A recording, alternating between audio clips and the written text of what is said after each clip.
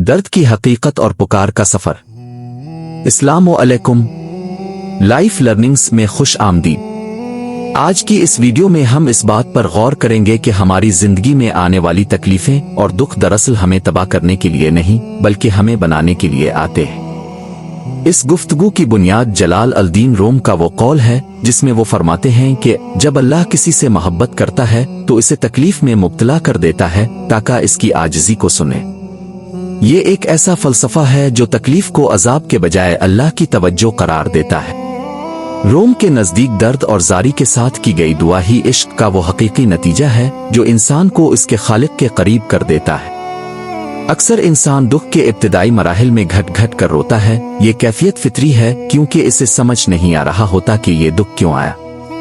लेकिन रोम बताते हैं कि ये रोना महज आंसू बहाना नहीं है बल्कि ये इस आवाज की तैयारी है जो रूह की गहराई से निकलने वाली है।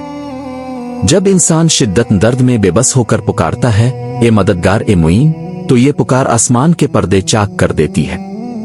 ये वो आवाज होती है जिसमें दिखावा नहीं होता बल्कि इंतहाई गम की कैफियत में पैदा होने वाली सफाई और खुलूस होता है। जब इंसान पर यह जज्म इलाही तारी होता है तो वो दर्द के साथ गिरिया नहीं करता बल्कि दर्द के जरिए अपने रब से गुफ्तगू करता है। इस बात को एक सादा सी मिसाल से समझिए, जैसे एक खाम मिट्टी का बर्तन जब तक आग की भट्टी में नहीं तपता वो पक्का और मजबूत नहीं होता। अगर मिट्टी आग से डर कर भाग जाए तो वो कभी खूबसूरत बर्तन नहीं बन सकेगी। बिल्कुल इसी तरह इंसान जब तक हालात की भट्टी में नहीं तपता, इसके अंदर की आजिज़ी और अल्लाह पर तवक्कल पैदा नहीं होता। हमारा दुख वो आग है जो हमारी अना को जला कर राख कर देती है और पीछे सिर्फ वो खालिस हीरा रह जाता है जिसे अल्लाह देखना चाहता है। एक और मिसाल एक नवाजने वाले साज बंसरी की है। बंसरी इस वक्त तक सुरीली आवाज पैदा नहीं करती जब तक इसका सीना छेद ना दिया जाए। वो जो सुराख बंसरी के वजूद में किए जाते हैं बज़ाहिर वो इसे जख्मी करते हैं, लेकिन दर हकीकत वही सुराख इसे सुरीला और कीमती बनाते हैं। इंसान की जिंदगी में आने वाले जख्म भी बंसरी के उन सुराखों की तरह हैं जो इसके अंदर से अल्लाह की याद की सुरीली पुकार पैदा करने का जरिया बनते हैं। अगर जख्म ना हो तो पुकार में वो तड़प और मिठास नहीं आ सकती जो अल्लाह को पसंद है।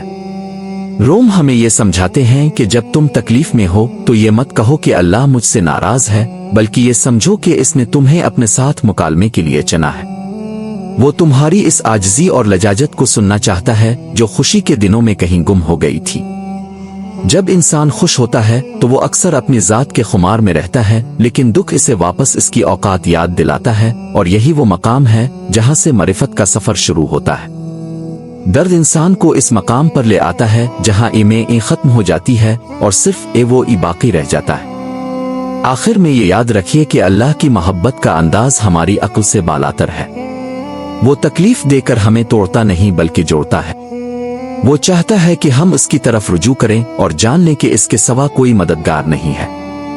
जब आपका दिल गम से बोझल हो तो जान लें कि आप अल्लाह की खास तवज्जो के साए में हैं। अपनी तकलीफ को अल्लाह की याद का जरिया बनाइए, क्योंकि वो आंसू जो इसकी याद में गिरते हैं वो गुनाहों की सियाही को भी धो देते हैं और दिल के आईने को साफ कर देते हैं। उम्मीद है कि मौलाना रूम का ये पैगाम आपको अपने दुखों को एक नए जाविये से देखने की हिम्मत देगा। जिंदगी के इन गहरे असबाब को समझने के लिए जुड़े रहिए लाइफ लर्निंग्स के साथ। अगर आपको ये वीडियो पसंद आई हो तो इसे दूसरों तक पहुंचाएं ताकि किसी दुखी दिल को सहारा मिल सके। याद रखिए, हर दर्द के पीछे एक अजीम मकसद छुपा होता है। अगली वीडियो तक के लिए इजाजत। अल्लाह हाफिज।